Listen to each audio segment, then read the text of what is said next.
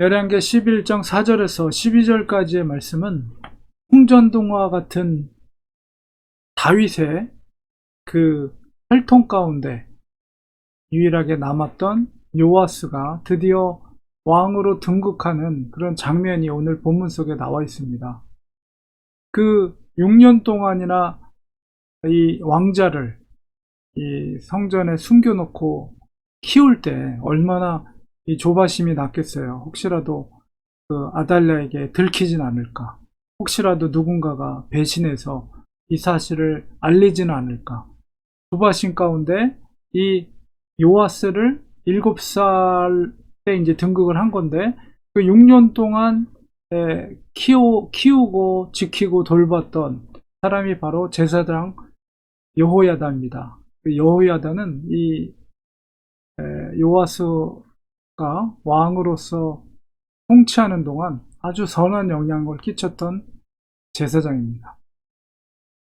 그렇게 드디어 6년을 잘 케어하고 뒤에서 돌봐주고 때가 이르러서 제사장들, 대제사장이기 때문에 제사장들과 레위인들을 불러놓고 이제 그들에게 맹세하게 한 후에 왕자를 그들에게 보이게 됩니다. 그러니까 그 사람들은 그 있었던 제사장들, 레위인들은 깜짝 놀랐을 거예요. 왜냐하면 아달랴가 아무리 여왕으로 섭정을 하고 있지만 그들의 중심 속에는 무엇이 있습니까?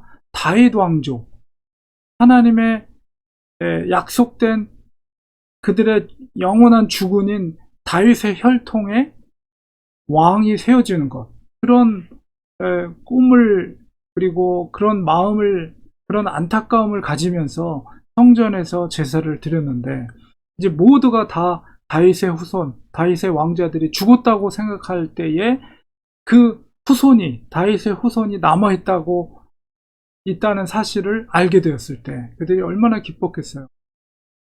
아달랴가 섭정하고 있지만 그들, 특히 제사장들과 레위인 지파들, 이들은 그 아달랴의 어떤 지지를 행하지 않았을 것입니다. 왜냐하면 아달랴는 아합의 딸이거든요. 그렇기 때문에 하나님 앞에서 거룩하지 못한 그런 혈통, 그가 유다를, 다윗의 혈통의 왕가를 다스린다는 것은 있을 수 없는 일이죠. 그래서 이 대제사장인 이 여호야다가 바로 정말 보호하고 지키고 지켰던 다윗의 희망, 유일한 희망 요아스를 드디어 이제 다른 제사장들 앞에 공개를 하게 되고, 그들을 3분의 1씩 나눠서 이제 왕으로 등극하는, 특별히 성전에서 그 역할을 했던 것은 많은 사람들이 이제 성전에 와서 제사를 드리고 많은 사람들이 모였을 때 이제 다윗의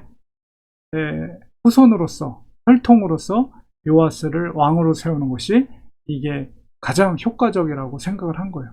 그래서 제사장 여호야다가 드디어 이제 7살이 된 요아스를, 왕자를 왕으로 등극하는 것을 이제 준비를 하고, 이제 3분의 1 호위병을 만들고, 아달랴가 혹시라도 이 사실을 알고 공격하지 못하도록 이 성전을 지키게 하였습니다. 그리고 그들에게 나눠줬던 것이 무엇입니까?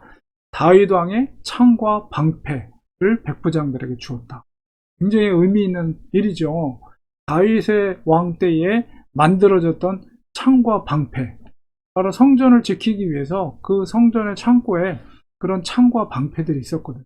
그것을 백부장들에게 주고 또 호위병에게 주고, 그리고 드디어 그 성전에서 이제 왕으로서 등극하는 제왕식을 거행하게 됩니다. 제사장 여호야다가 요아스 왕자에게 주었던 거 뭡니까? 왕관, 다윗의 왕관과 그 다음에 중요한 게 뭐냐면 율법책을 주었어요. 율법책. 이게 뭡니까? 다윗의 언약 가운데 유일한 하나님이 인정한 그 언약의 혈통은 바로 다윗의 혈통이라는 것. 그리고 그 다윗의 혈통은 하나님의 율법을 지켜야 된다는 것. 그것을 강조하기 위해서 제사장 여호야다는 바로 왕관과 함께 율법책을 요아스에게 주고, 그 다음에 드디어 왕으로서 기름을 부었습니다. 그리고 모든 거기에 모여있는 사람들이 박수 치면서 왕 만세, 왕 만세, 왕의 만세를 부르기 시작했어요.